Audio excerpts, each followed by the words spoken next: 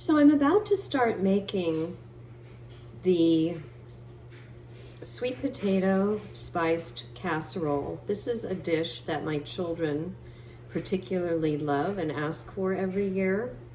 And I begin with putting fresh sweet potatoes, a little bit of butternut squash. I've drizzled olive oil. I've drizzled olive oil over the vegetables. That makes the roasting process work really well. Then I'm going to use a little bit of ground nutmeg. I tend to prefer using everything organic. That's completely up to you. It is just a preference of mine. Doesn't mean that you have to do it. I'm using ground cinnamon. I like to be generous with my spices because it really makes the flavors come out, and when it is roasted, it truly tastes amazing. I'm going to use just a little bit of ground cloves. The cloves are very strong, but I really feel that they give a beautiful Thanksgiving flavor. And then I'm going to add some vanilla. We brought this vanilla back from Cabo San Lucas on a trip. They make amazing vanilla in Mexico. And then my last ingredient is going to be organic sugar, which I'm going to sprinkle over the veggies and the potatoes. And there you have it. Now I'm going to put it into a 400-degree oven and roast until caramelized and delicious. So now I'm going to make the spiced sweet potato casserole. Once again, the dogs are barking, so I apologize for that, but this is a little bit of a crazy house today. So what I've done is I've taken the roast sweet potatoes. I did add a little bit of butternut squash as well because I was a little short on sweet potatoes.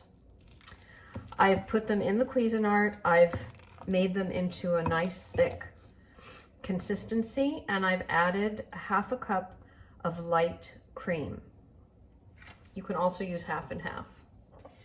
Then I have added some maple syrup, about quarter of a cup.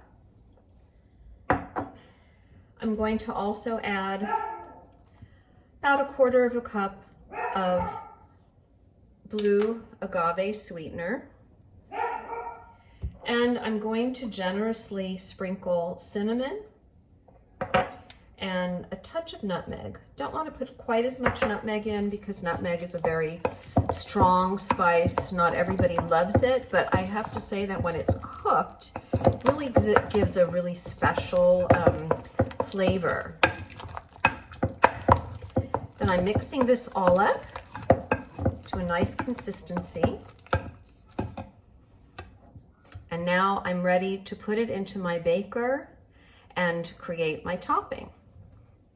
Okay, I've put the sweet potatoes into the baker, and now I'm going to make the topping. I'm using cinnamon graham crackers. As I mentioned earlier, I do prefer using organic, and I'm putting them into my Cuisinart to begin to make the topping.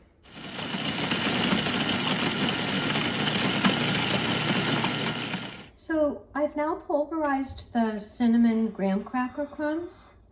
I've added about a half a cup of organic sugar, and I'm adding a stick of melted butter. This is going to make the topping for my sweet potato spice casserole. When this bakes on top of it, it's going to give it a bit of crunch on top, which is really delicious. And then we top this with marshmallows. You don't have to use the marshmallows. My children happen to love the marshmallows on it. I actually leave a little bit of it off so that my husband, who doesn't like marshmallows, doesn't have to eat them. Now, I happen to have a friend who has a nut allergy. If she didn't have the nut allergy, and it was just going to be the rest of us, I would add very finely chopped pecans to this topping as well. But because of the nut allergy, I'm not doing that. And now the complete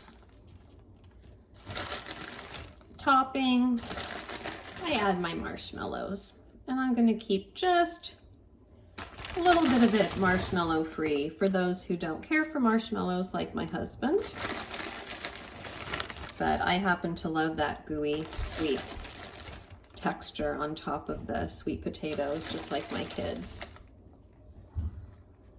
And there you have it. We're going to bake it for about 30 minutes in a 350-degree oven. Serve it nice and hot and bubbly. This is incredibly yummy, and I hope that you will try this at home. It's a delicious thing.